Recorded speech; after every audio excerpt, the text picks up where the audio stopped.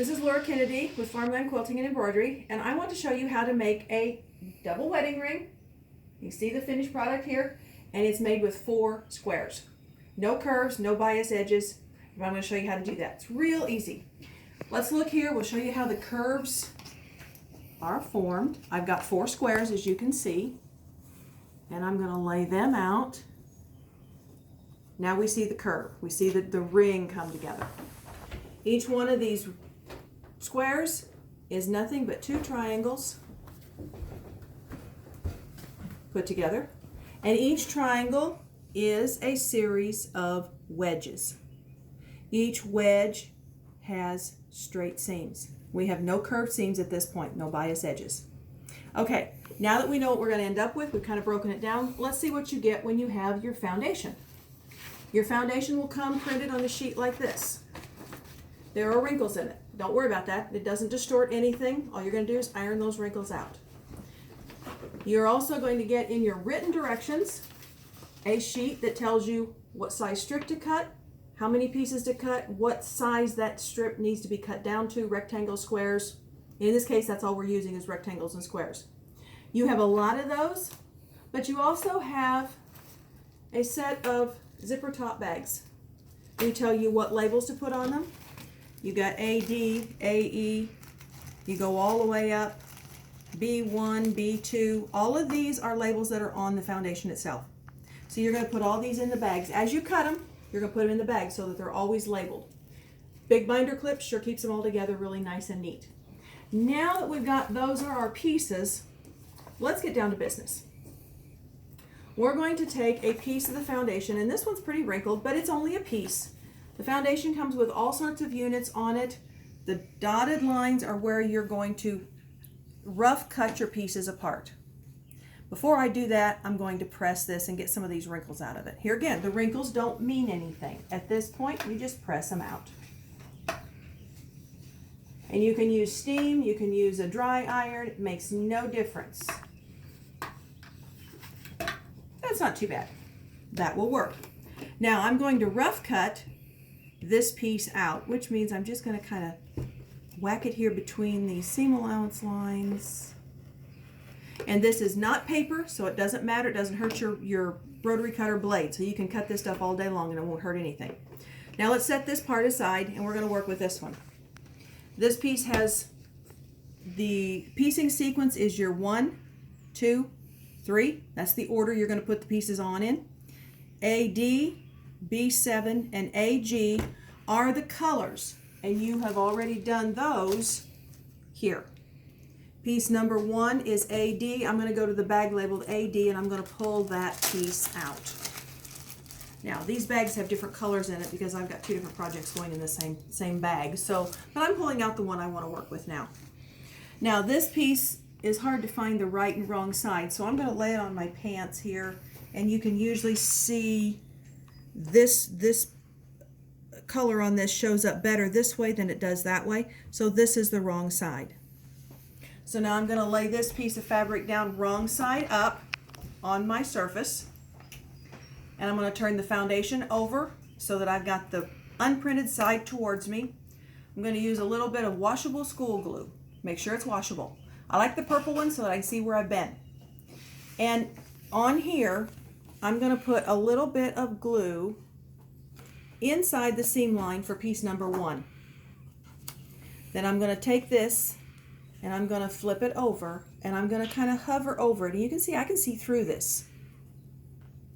And I'm going to put the piece number 1 down. It's not square, it's not perfect, but it doesn't have to be. All your pieces are cut oversized, which is where there should be, and we're just kind of placing it in here. The glue holds this piece in place. All right, after you get piece number 1 on, you're going to take your foundation, leave it with the writing facing you, take an index card or something with a very thin straight edge, it must be straight, lay it down to where you can just barely see the sewing line, fold the foundation back over that so you have a nice straight crease. Then you're going to take the add a quarter ruler with the lip on it, bump it up against that edge so it doesn't go anywhere, and trim whatever sticks out past the edge. Now, before I go any farther, you're going to say, what's this I'm cutting on? This is not my table. This is the back side of a cutting mat. It's all white, but it's made of PVC, and it's one that lets me see through everything really easily. The translucent mats and the dark colored mats do not afford you that option. So that's what I'm using, just in case you have a heart attack here. Anyway, now I've got a nice, neat 1/4 inch edge right where I'm going to sew next. Now my next piece, number 2, is B7. So I'm going to again go back to my bags, pull out the piece that's in B7.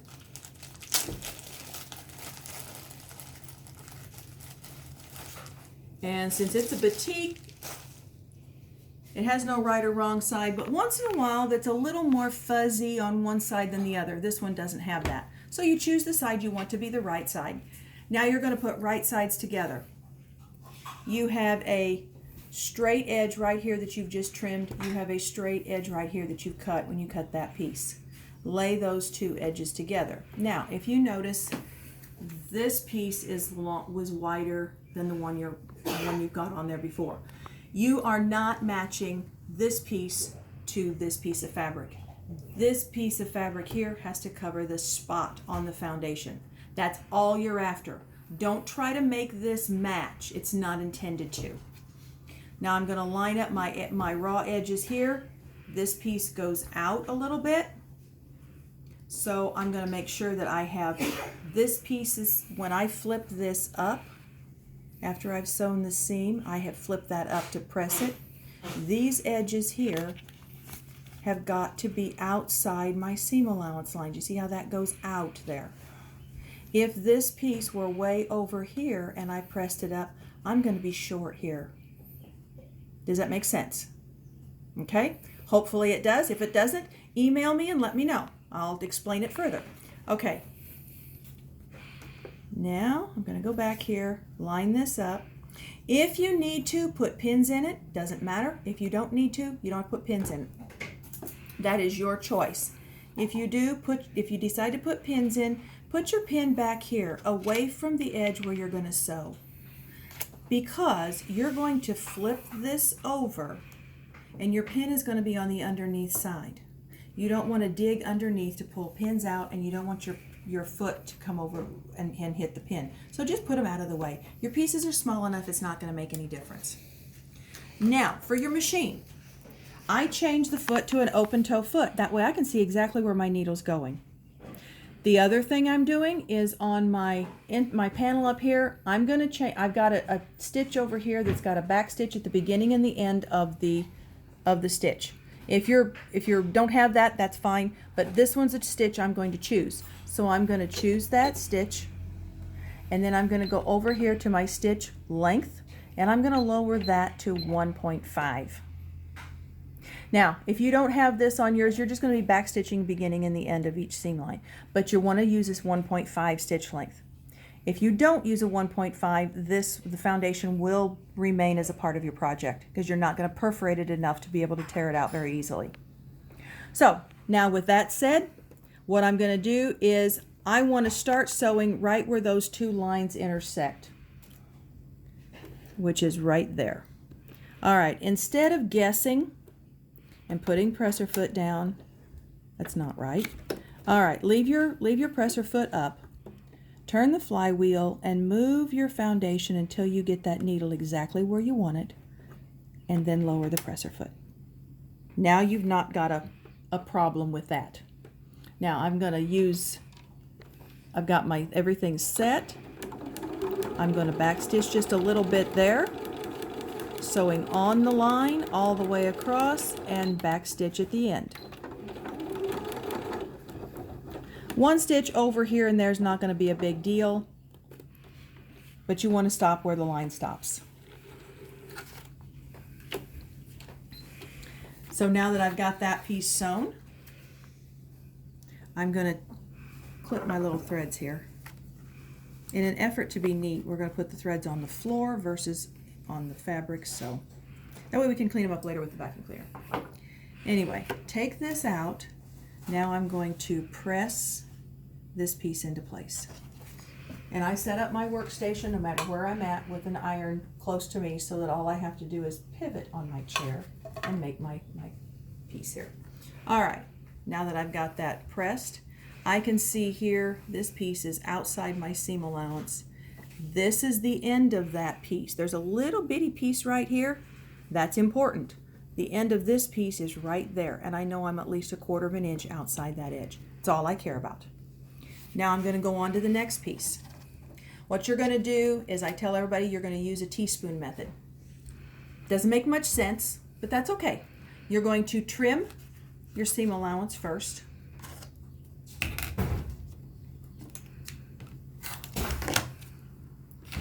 You're going to, I need AG, so let me go to my thing over here and get a piece out of AG. And again, try to find the right and the wrong side. Of course, if you have trouble telling the right and the wrong side, very few other people are going to be able to tell the difference. Right sides together of your fabric, outside the seam allowance line here. And I'm just going to hold this one. So actually we've trimmed. Now we're going to sew. Flip it over. Do the same thing. Drop your needle where those lines intersect. Lower the presser foot and sew across. There's the S of your teaspoon.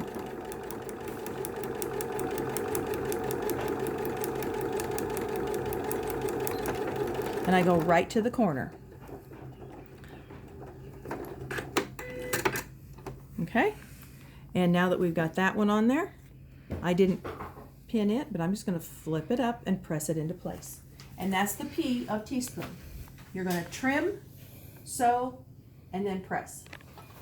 Okay, now we've got one of these pieces, but it's real chunky because we're using squares and rectangles. So when our piece is finished here, we're going to use a ruler, whatever we happen to have handy, any ruler will be fine, and you're going to trim on the seam allowance line around the edge. You're going to clean it up.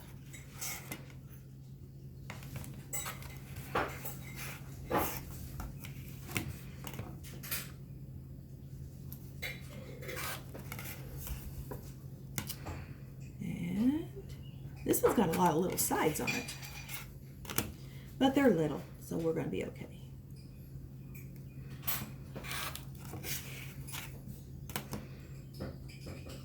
Now what I've got here is all the trash there is from this piece.